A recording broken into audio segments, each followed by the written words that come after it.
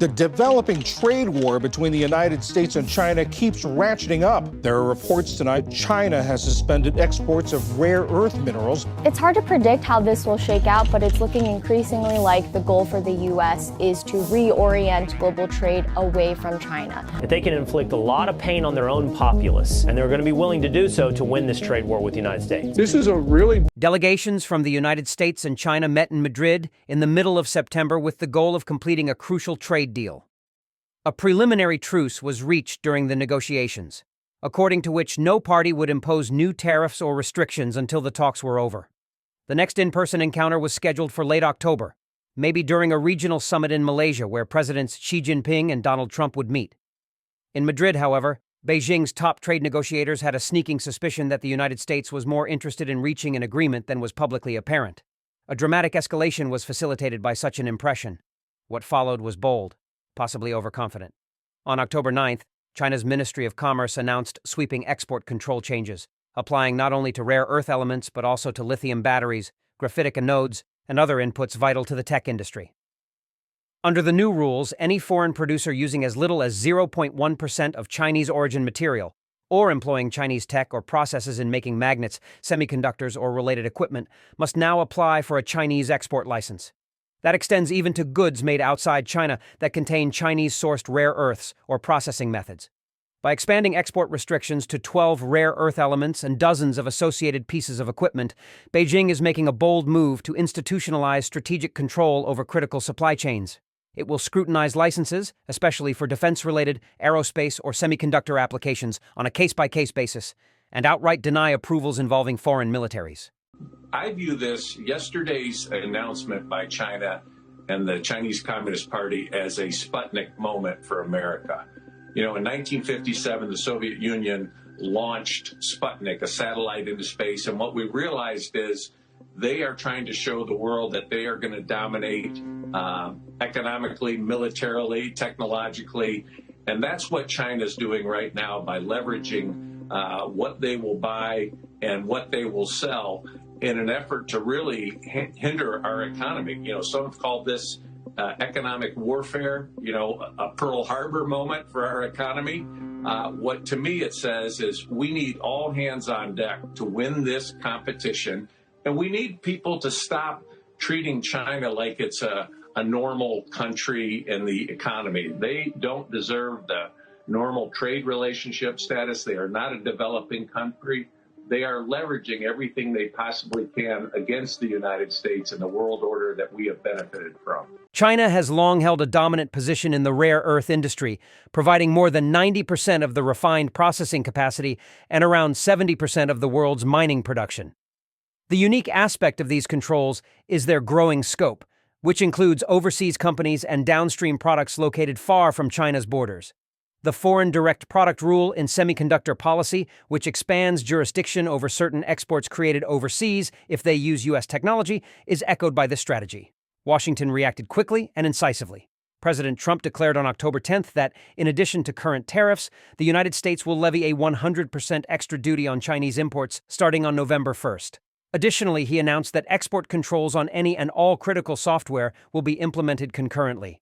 The new duties would stack with current tariffs, pushing total potential duties up to 130% for some Chinese goods. Trump framed Beijing's move as extraordinarily aggressive and accused China of launching an unprecedented attack on global trade norms. In parallel, U.S. officials signaled potential export restrictions on Boeing parts, a response to China's refusal to honor aircraft purchases amid the trade clash. Some of these components are destined for Chinese airline orders, a pressure point in the aerospace supply chain. Markets, unsurprisingly, reacted. Stocks tumbled in major indexes, including a sharp drop in the S&P 500 as traders recalibrated for deeper trade disruption. At its core, Beijing's gamble is to weaponize its share of the rare earth value chain to force the U.S.'s hand. But is that leverage illusory? Some analysts argue yes. China's move betrays a structural weakness more than strength. Firstly, the Chinese economy is under mounting pressure. Its real estate sector, a longtime engine of growth, is faltering. Consumer demand has slowed, and manufacturing is exhibiting indications of stress. China cannot afford prolonged interruptions to exports or negative consumer reactions.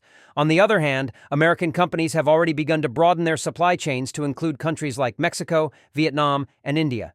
Second, raw mineral reserves are more widely distributed geographically, even though processing is dominated by China. There are ongoing global initiatives to increase alternative processing capacity, including projects in Australia and the United States, e.g., MP Materials. To lessen its susceptibility to Beijing's influence, the U.S. Department of Defense has also made significant investments in expanding local production of rare earth and magnets. I mean, you've met with the Chinese. Treasury Secretary Bessent has met with the Chinese, came out of the last meeting suggesting that there was significant progress. Why the change? That's exactly right, Brett. For the past 6 months, just to go back a little bit, 6 months ago, China took an action like this with respect to rare earth magnets. And over the past 6 months, we've been quite successful in securing the regular flow of those magnets to China. We've managed to have a fragile truce with China with respect to tariffs, where we continue to have high tariffs on China, but we're able to talk to them and have great communication. This action that recently happened, I mean, listen, China, negotiating with China is not like playing patty cake. On the one hand, they have a meeting with President Trump coming up, or they had one coming up, and on the other hand, they truly seek to acquire domination over global technology supply chains. This is a move clearly that they had in their pocket for a long time, and they thought that it was an appropriate time to deploy it before this meeting, and I think they've really miscalculated what they've done here. Thirdly, U.S. demand is flexible. American firms can shift to other suppliers or redesign products to reduce Chinese inputs. Those locked into China-dependent designs will find alternatives, given time and capital. Meanwhile, Chinese exporters facing tariffs of up to 130% will struggle to maintain global market access. Yet Beijing is not bluffing without justification. Numerous military and civilian technologies, including jet engines, precision sensors, missile guidance systems, wind turbines, cell phones, and electric cars, depend on the rare earths it manages. A disruption in that supply chain might have an impact on both countries' defense industries, particularly if China refuses to grant licenses to end users involved in defense. What if this escalation continues into the conference between Xi and Trump? Negotiation mechanics will be delicate. The United States has more economic clout and relationships, but China has a strategic advantage in rare earths. The possibility of software export restrictions and stacked tariffs from the Trump administration indicates that Washington is no longer following Beijing's lead. It is unclear, however, if that posture results in a deeper breach or de-escalation. Some observers caution both sides may still be posturing. Beijing's release of control rules came with language emphasizing its willingness to maintain communication and cooperation via export control dialogues. And though Trump announced that the tariffs take effect November 1st, he left open flexibility depending on China's responses. Whatever the outcome, the broader lesson is unmistakable. In modern conflict, control over industrial supply chains, especially the materials powering high-tech industries, is just as potent a weapon as tariffs or sanctions. Beijing just escalated that logic dramatically. Whether Washington answers with enough force to tip the balance, or whether China's move backfires, will play out in the coming weeks.